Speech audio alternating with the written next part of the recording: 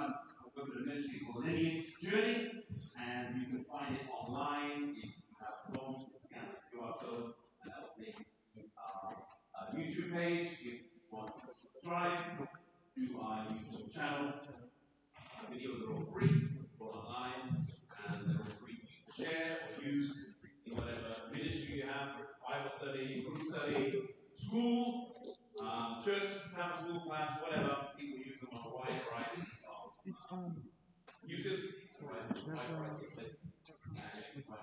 Bible history, church history, channel history, and right now we are releasing at the moment the current series that we have that's in the middle of releasing is our series called Women in Christian History. We're highlighting 20 to 30 key women.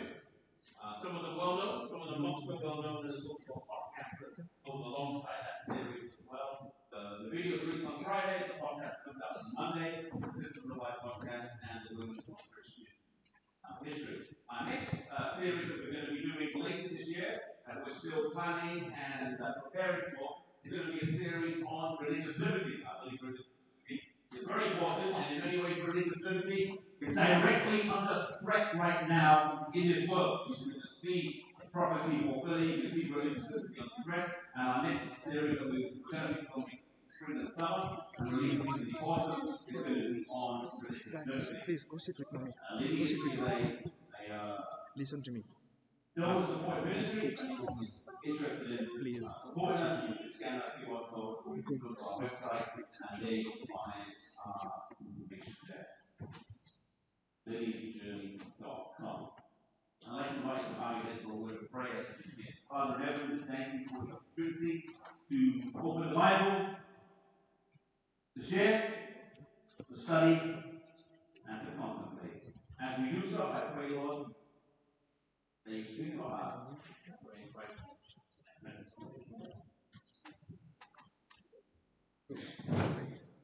Isaac Newton said these words, he's a famous scientist and theologian.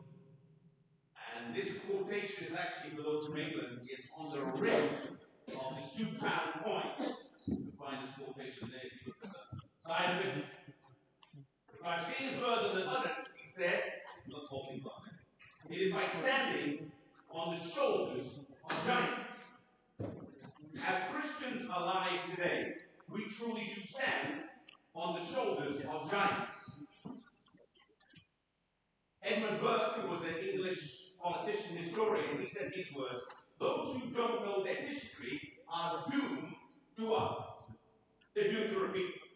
We can see that in the world, like certain cycles come and cycles go. Those who don't know their history are doomed to repeat it. It's very important for us today, as individuals, to have an understanding of where the world, society, culture has come from.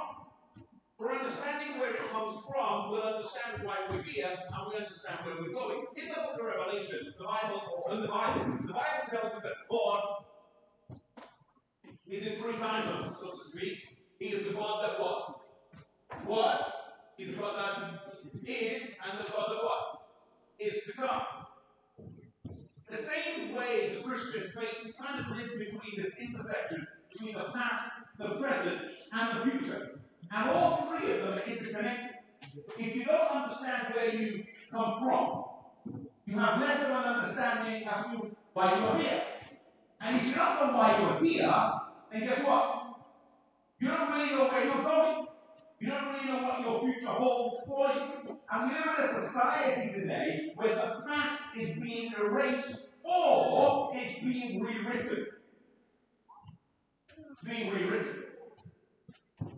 Google said the first step in liquidating a people is to erase its memory, is to destroy its culture, its books, its history. And before long, a nation will forget what it is and what it was. When you look at Nazi Germany and you look at various other totalitarian regimes, one of the things they've done at the beginning is to get rid of the books. Forget the history. Forget where we've come from. Forget what we are. Turning the Bible to Joshua chapter 4, verse 1 to 7 is an instruction that Joshua gave to the children of Israel, and it's instruction that is valid and applicable to all of us today. 4, verse 1 to 7. In Joshua 4, verse 1 to 7, the Bible says, Joshua says, it came to pass when all the people had crossed over the Jordan, that the Lord spoke to Joshua, saying, this is God telling Joshua. He says, take for yourself 12 men from the people, one man from every tribe, a representative of all the tribes, and so on. Command them, saying, take for yourself 12 stones from here, out the middle of the Jordan, from the place where the priest's feet stood firm. You shall carry them over with you, and leave them by your lodging place. Then Joshua calls the 12 men, verse 4. They he had appointed from the children of Israel, one man from every tribe. And Joshua says to them, now here's Joshua speaking. He's relaying the instruction that God has just given to him. Verse 5. And Joshua said, cross over before the ark of the Lord your God into the middle of the Jordan, and each one of you shall take a stone upon his mark of the body. Shoulder. What size would this stone be if you're putting it on your shoulder? It's a big one. It's not just pick up a pebble. Pick up a stone, a rock, a boulder that's so big you have to put it on your head. Shoulder. According to the number of the tribes of the children of Israel. Now this sign may be among you when your children ask you in time to come. So he said, hey, in time to come, your children are going to walk by here, they're going to look at these stones, and they're going to say, hey, Daddy, why are those stones there? I live in England, I've been to Stonehenge. If you ever go to England, and someone says to you, let's go to Stonehenge, save yourself £30. Look at the picture.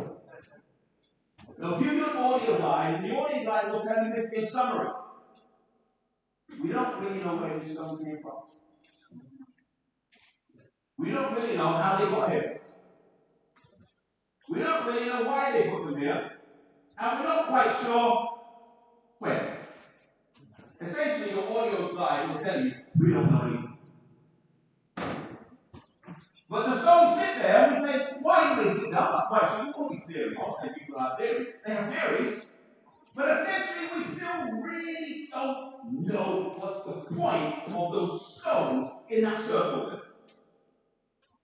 However, these stones, it says, when your children ask you in time to come, say, what is the point of these stones, Daddy? Verse 7. Then you will answer them that the water of the Jordan were cut off before the ark of the covenant of the Lord, when it crossed over the Jordan, the waters of the Jordan were cut off. And these stones shall be a memorial to the children of Israel for how long? Forever. So as your children walk by and see these stones, the stones will tell a story, and you'll tell that story to your children of what the stones represent. The stones represent a story. They represent that something happened. Something about God's deliverance happened there. And our spiritual lineage is truly a rich one. Whether it's stories from the Bible, or whether it's stories from, in a sense, sacred history, our spiritual lineage is a rich one. You live here in Geneva, right where the Reformation wall is, where these figures, so to speak, look down upon you from the past. We stand on the shoulders of giants. Today is International Women's Day, so I'm going to do my best to do the day some kind of justice. The Bible has interesting women's stories. In fact, finally, one of the things we use to prove the Bible is inspired is the anomalies in the scriptures that prove the Bible is inspired. You know what I mean? For example, if the Bible was a fake book that was written by somebody, why would you put in there the stories of all the bad acts of the Bible characters? If you're trying to write a fake book, the people that on the Bible's fake. Alright, this is it. The Bible's fake. Well, why would we put King David's adultery story in there? Makes no sense. If the Bible's a fake book, why would we write about how the disciples ran and were scared when Jesus was crucified? If the Bible is a fake book, why would we write how Peter denied Jesus 3 times? You understand what I'm saying? The stories that are an anomaly are in some ways proof that the Bible is inspired. Because the Bible includes all the mess of all the characters and puts it in the Bible. Here's a further anomaly as to how you can kind of one of the ways, this is not like rock eye, but there's many proofs of why it's like another anomaly is this. The most important story in the New Testament is what?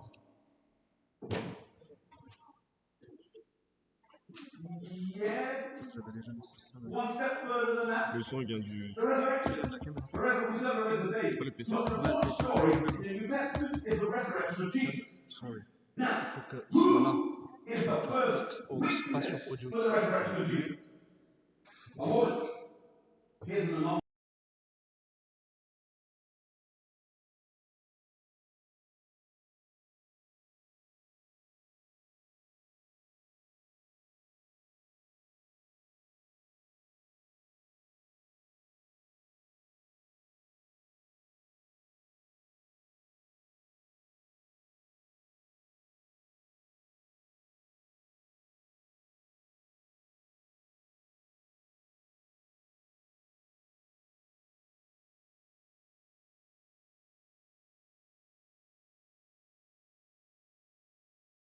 Who has no legal standing in society. These anomalies help to prove, in some ways, the authority of the scriptures. Queen Esther is a great woman in the Bible. I want to share with you a few stories. I know you may have had a long week. I'm not going to give you a theologically deep sermon. I want to share with you a few stories. You know, some people say today, you may have heard this, Christianity is a European religion. You ever heard of that? Yeah. Which is really not true. When you go back to the 2nd century, the 3rd century, the 4th century AD, Christianity was global. But in particular, there was a strong root of Christianity on the African continent. You have probably heard preachers quote the name Tertullian. The blood of Christians is seed to the gospel. We know that quote, right? Where was Tertullian from? An African theologian. Perpetua, 202 AD, Carthage, the Rome of Africa. She was a 22-year-old young lady born into a wealthy family, and together with Saturnius, Secundulus, Revocatus, Felicitas, and Perpetua, they were all preparing for baptism. They were arrested for refusing to worship the Roman deities. Now, her father strongly opposed her. He came to visit her in prison many times. He tried to persuade her not to pursue her Christian faith. And many times he comes to her in prison, tries to get her to change her mind. Stop being a Christian. Offer the incense to the Roman gods. And she would say, no, I can't do it. I cannot do that. I cannot do that. He tried to use her daughter. She was still breastfeeding as an argument to get her to deny her faith. Think of your child. Raise your own child. Nope. I cannot deny my faith. I cannot deny my faith. One time he came to visit her in the prison and he was arguing, debating with her, and she kind of responded back to him and she said, Father, what is that over there on the windowsill? And he said, it's a vase. And she said to him, can you call it anything else apart from a vase? She said, no, I cannot call it anything else. The father said, it is a vase. And she said, well, neither can I call myself anything other than what I am, a Christian. Now in prison, she had a newborn, and she wrote a diary in prison called The Passion. And that's why we know more about her than some of the other prisoners. Now the other lady, Felicity, was pregnant, and the Romans in the time were very, I'm being facetious, they were very humane in that they wouldn't execute a pregnant woman. They would wait for the baby to be born and then execute the woman. Now, she was 8 months pregnant, and the rest of them were going to be executed next week. She did not want to die in a month's time. She said, if I die in a month's time, I will die in the arena with other criminals and lowlife, and I want to die with my fellow Christian believers. And so they prayed, Lord, deliver the baby. And I've never delivered a baby. Those of you who have would know how it's probably a lot more painful to go into delivery a month earlier than you're supposed to.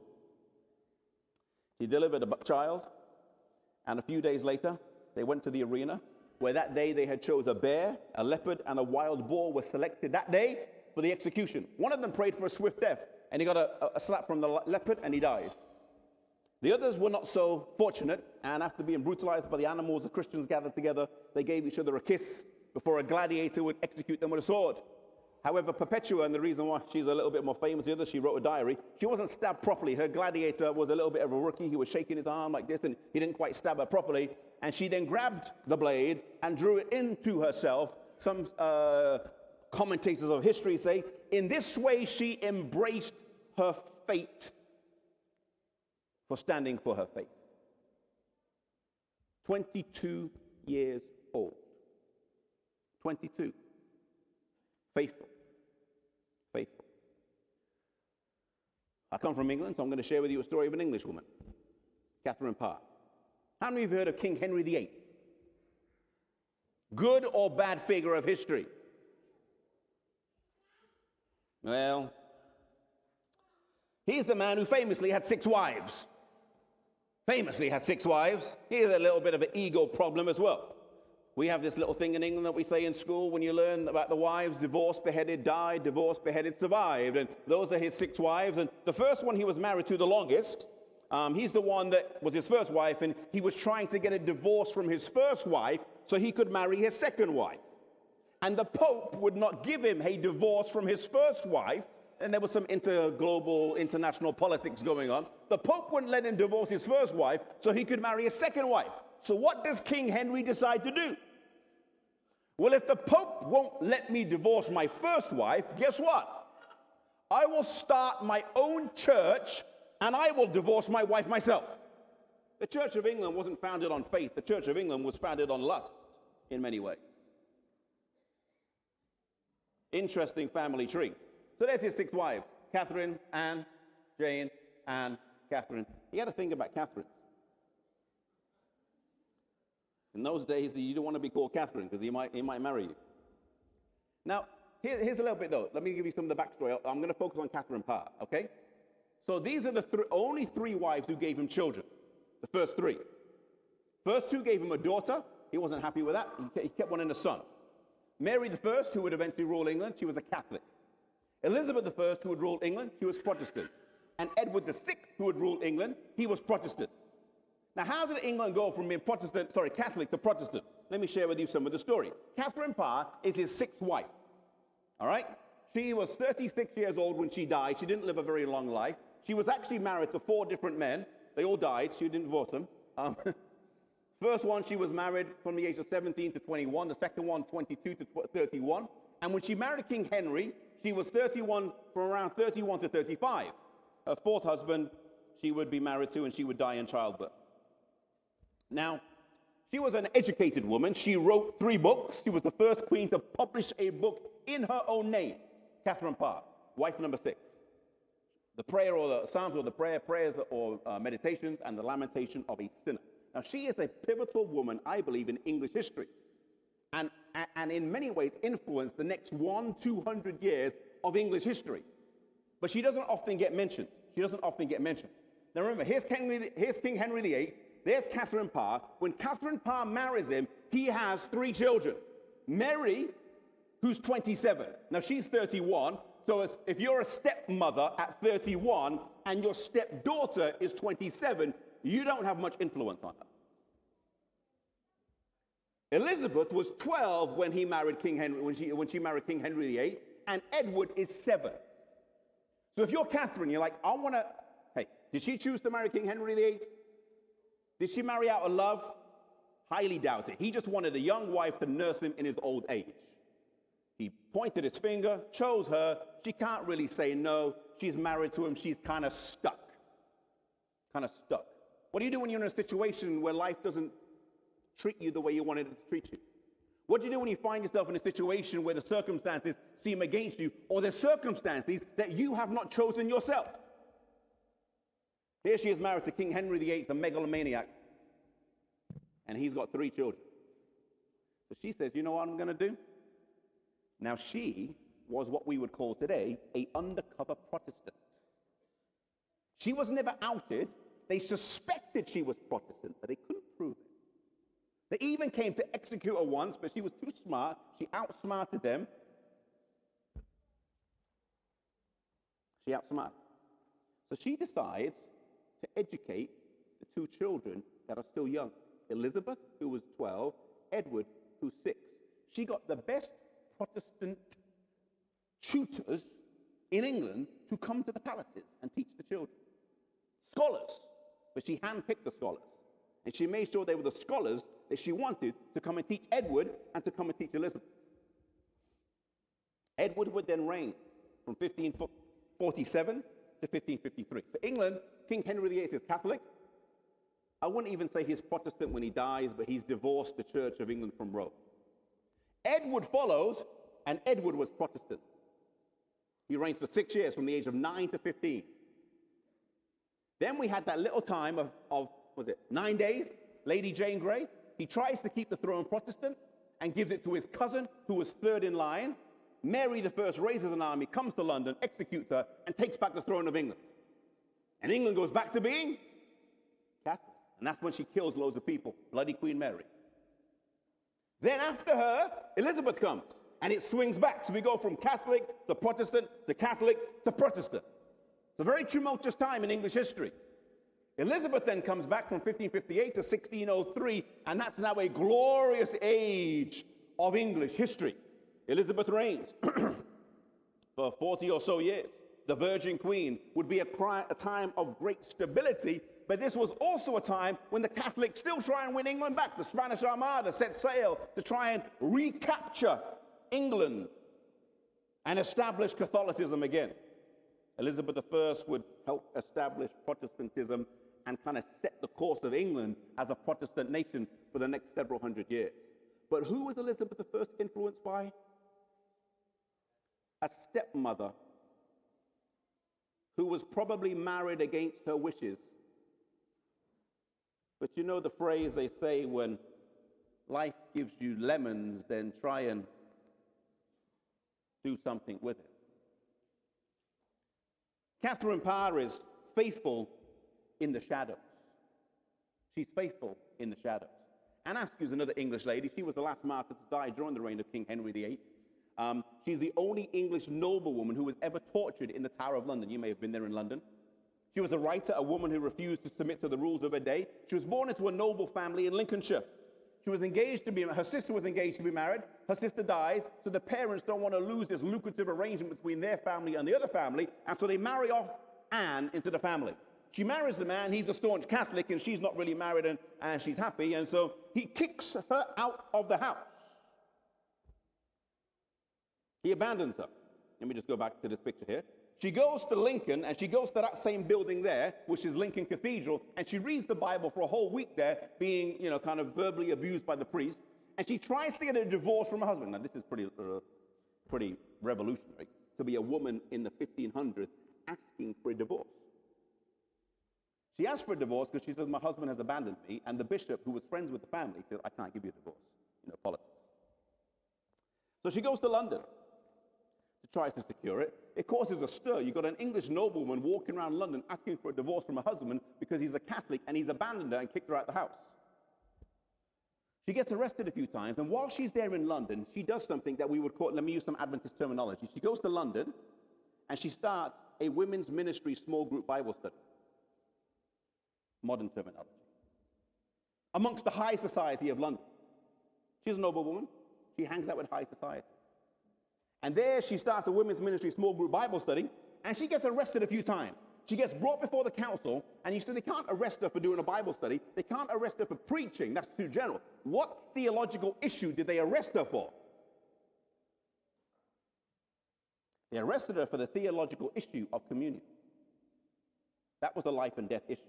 She was brought before the council several times, and she gave kind of quite cool answers, I think. She says, if that bread is God, let it lie in the box 3 months and it shall be moldy. But they were convinced that she was part of a women's ministry small group Bible study in London that included the Queen, Catherine Parr. And they needed somebody, they got Anne because they wanted to get Catherine. And they were convinced that Catherine was a Protestant, but they couldn't prove it because Catherine was just too smart. She was just too smart, and she was outfoxing the king's advisors at every move. So they get Anne. And they're convinced that Anne is in a Bible study with Catherine. She's in this network of women. And they want Anne to name Catherine. And Anne says, nope. They took her to the rack. Now, what's the rack? The rack is not what you dry your dishes on. The rack was this machine that you would tie ropes to the wrists, ropes to the ankles, and there were wheels. And you'd lie the person flat, and the arms behind the head and legs outstretched, and the rack, it would turn, and it would turn, and they stretched her 5 inches till the shoulders, hips, knees, bone, popped, ligaments torn, muscles stretched. And every single time they torture her, she refuses to say anything. They say, who are you studying with? She was the original. I'm not snitching. I'm not telling anything. No, we're not worried about who are you studying with. Tell us who your Bible studies are with. I can't say anything. She said they did put me on the rack because I confess no ladies or gentlemen to be of my opinion. They just want her to name someone else. She said, I'm not naming anybody. I fainted. They recovered me again. And after 2 long hours, they would argue with me, she says. And then she says, I would rather die than break my faith. Eventually, because they couldn't get her to confess anybody, they tried her and they sentenced her to death. She had to be carried to a place of death because she was a bag of bones. She couldn't stand up. They tied her to a chair because, she can't stand. She's been stretched. And she was burned at the stake at Smithfield, London, which is today a meat market, and it's where many other people died as well. She was faithful till death. She was also faithful in not snitching, and she was also faithful theologically. John Fox said she was born of such stock and kindred that she might have lived a life of great wealth and prosperity if she would rather have followed the world than Christ.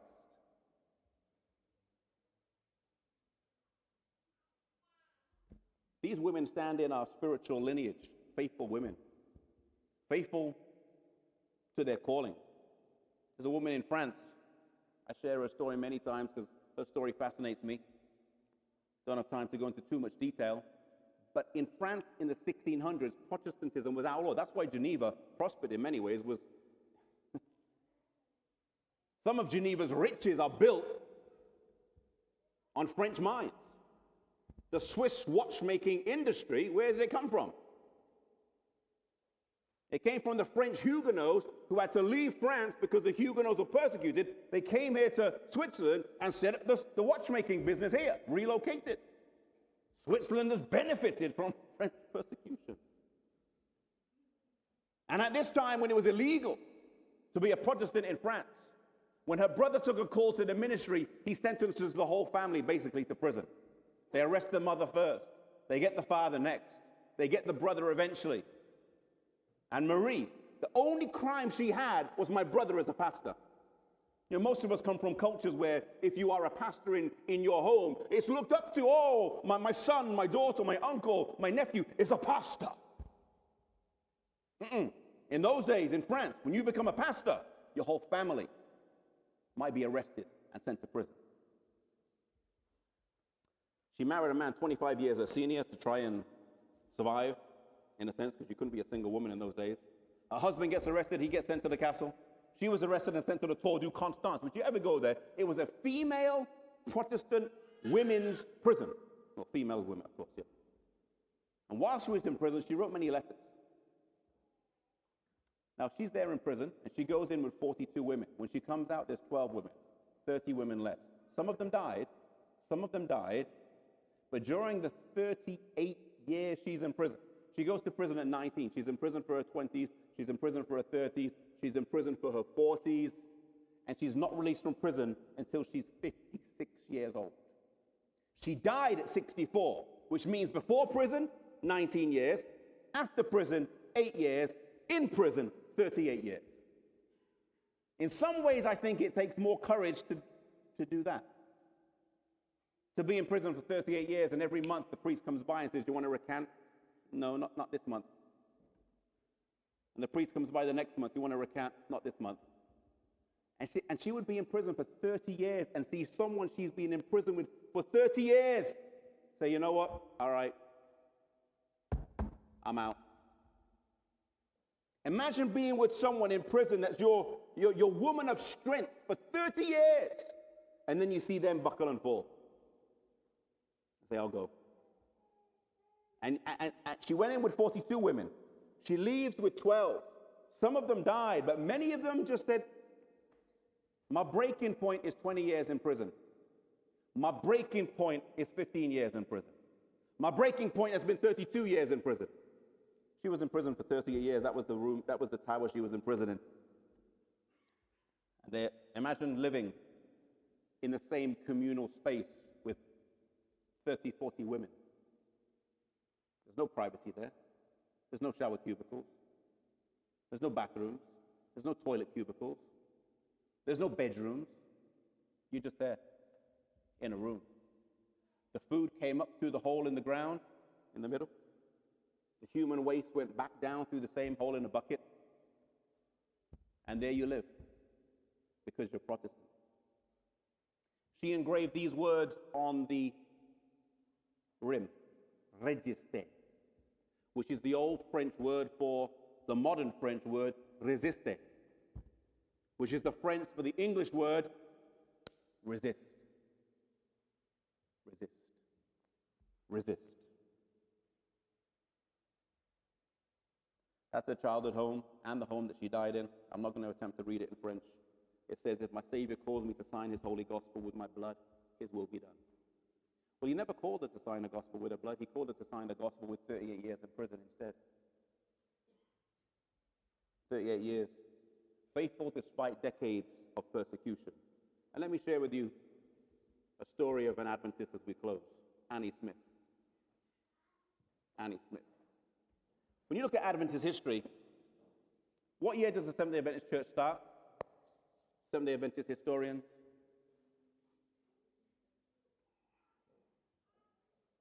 We have three periods in our history, you could say. We have Millerite history, which is like the 1830s and up to about 1848. Millerite Adventism. Then you have a period that we call Sabbatarian Adventism from about 1848 until about 1863, when we're keeping the Sabbath, we're Advent believers, but the church is not organized. It's just a loose network of groups. There are no pastors. There are no conferences. There are no unions. There's no there's no structure. There's no employees. There's just believers. There's a magazine, though, that ties us together, the Review and Herald. Subscription-based. But there's no church. It's a startup, in using today's business terminology. And then from 1863, we get our name in 1860. 1863, we get our structure with our first conference. And we organize as a church. That's when Seventh-day Adventist history, in a sense, officially begins. Annie Smith never sees the Adventist church. She dies before it starts. And in the 1850s, she's in her mid to late 20s, and she gets an invitation by James White to come to Rochester, New York. At the time, she had a job offer that would pay her $1,000 per year as a teacher at a private Boston school. And James White says, can you come to Rochester and work with us? And this is what she said. All right, what's the living situation? Well, we have a house that we've rented. How many people live in the house? There's about 10 of us. Oh. Where's the office? Oh, the office is in the living room. How much do we get paid, James? Yeah, that's the thing, Annie. Can't pay you anything. Come and live in a youth commune house where you don't get paid and you work in the same house, or you got a job for $1,000 a year. Which would you take? Which is the wise career choice? The wise choice is not always the choice that your destiny should choose. She says, okay, James, I'll come. So she goes to live in the house. It's a sad, if you go to the cemetery there in Rochester, New York, there's a little Adventist plot there, basically. And there's loads of people that have died there in their 20s. She goes, okay, I'll go there. And she goes. Now, James White, if you look at the history of the Review and Herald, is always noted as the editor in the 1850s. But the reality is, Adventist historians say, he was traveling and preaching all the time. He's not really back at the house editing. So who was editing? Who was actually doing the grunt work? Editing the magazine and making sure the magazine was going out regularly. There was other people, one of which played a key role was Annie Smith. You never see her registered as an editor of the Adventist Review and Sabbath Herald. However, essentially she was. It's the only picture or painting that we have of her. This is her childhood home in West Wilton, Vermont. Childhood home, where she and Uriah Smith were raised. While she was working in Rochester, New York, she caught tuberculosis, which in those days was kind of like a death sentence. She has written a few hymns on a hymnal. 440 is one of the most famous ones. I saw one weary. And we believe the first verse was about James White, and I think it is James White. The second verse is Joseph Bates, so it's the other way around. And the third verse of the hymn, some people used to say the third verse is about Jane Andrews. It's not true. Her mother said the third verse was herself. So the third verse of that song is Annie writing about herself, but she was too humble, so she writes it in the third person. And it doesn't fit for J.N. Andrews because he was only like 15 at the time. Doesn't fit. She would catch tuberculosis. Ellen White would try and fix her, send her to a sanitarium from her own pocket. But it didn't work. And so she dies, 25 years old. She has no statue. She's got no monument. If you go to West Wilton, New Hampshire, you'll just find a little piece of stone that's got the word Annie written on top. Annie. That's it. That's all she gets. That's all she gets. Yet she plays a pivotal role in our SDA history. She never saw the startup movement she was a part of ever become an organization. She never even saw it have a name. She dies before we even get the name Seventh-day Adventist. She's going to get to heaven, and thousands of people are going to go up to her and thank her for her work, and she'll be like, I'm a Seventh-day Adventist. What's a Seventh-day Adventist? What is that? She was faithfully doing the work God had called her to do. She catches a, at the time, incurable disease, and sadly she dies. She's faithful with little recognition. Sometimes you may do work with little recognition. Other people get the recognition for the work you do. Be faithful anyway. The last woman I want to mention is not even a woman. She's a girl, Mary Andrews. And she's spent much of her life here in Switzerland. Jane Andrews left as a missionary at the age of 54, I believe. His wife had died 2 years before that. So he went as our first official missionary of the church. We say official missionary because unofficial ones went earlier, and some of you know stories of, I've forgotten the name now. Some of you know the stories. He goes as our first official missionary of the church, as a single parent, with a 12-year-old daughter and a 17-year-old son. Ellen White did advise him to get remarried, and he doesn't get remarried. He probably should have done. He might have lived a bit longer. But he comes as a missionary here to Switzerland, as the first official missionary of the church. There is no church structure here in Switzerland. There's no organization. He's the first official missionary our church sends out, and he comes here to Switzerland. And as he comes with his daughter, Mary Andrews, and I think when I think about her story, I think, what did you spend doing your teenage years? What did you spend in your teenage years doing? Going to school, going on holidays, going skiing, enjoying your teenage years. What did she spend her teenage years doing? Grieving from the loss of her mother, living with her single-parent father who can't cook, working as a missionary in a country that you don't speak the language of with no friends. Jane Andrews set a rule in the house. We will not speak English except between 5 p.m. and 6 p.m. so we can force ourselves to learn French. And they had to speak French all day, except at 5 o'clock, they could flip to English. And they'll speak as much English as they could. And when 6 o'clock came, they had to go back to French. Jane Andrews is the editor of Le Signe du Temps. Who was the copy editor, do you think? Does a 12-year-old or a 44-year-old learn French quicker? Who learns French quicker? The 12-year-old. So who's doing that translation check on the magazine here in Switzerland when they're writing it in French? Her dad writes the article. Who's translating? Mary, 12 years old. Mary, 13 years old. Mary, 14 years old. What do you spend your 14 years old doing? Unfortunately, around the age of 16, she catches what her father thinks is tuberculosis. So Dad says, we've got to go back to America. Let's go see the best doctor in America. The best doctor in America at the time was John Harvey Kellogg.